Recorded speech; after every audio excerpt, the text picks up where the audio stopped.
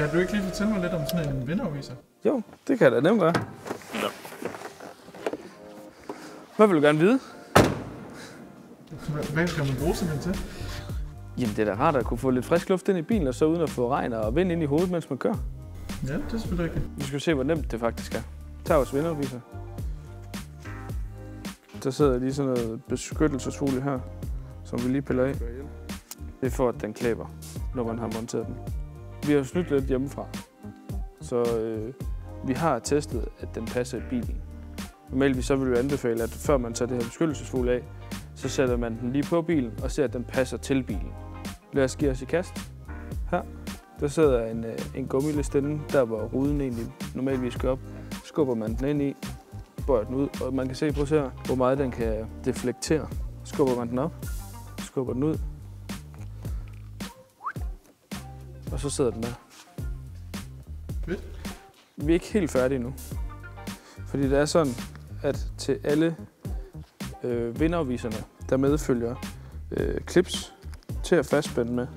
Det er sådan nogle clips, der ser sådan ud. De bruges til sådan set at skubbe op i listen, sådan at modherrerne her gør, at vindafviserne bliver siddende deroppe og ikke falder ned hele tiden. Man kan bruge mere eller mindre alt værktøj til det. Så du kan bruge en saks eller en kniv, eller, altså, der er næsten ingen grænse. Den skal bare lige kunne bruges til at skubbe selve klipsen op her.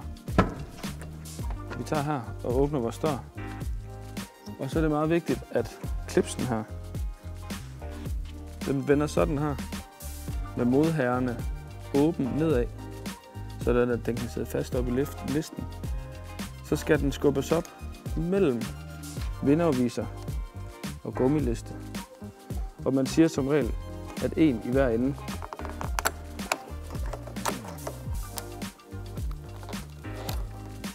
Sådan der.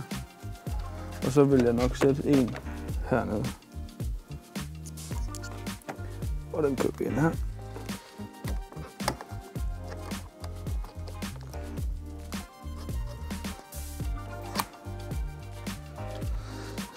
Sådan der.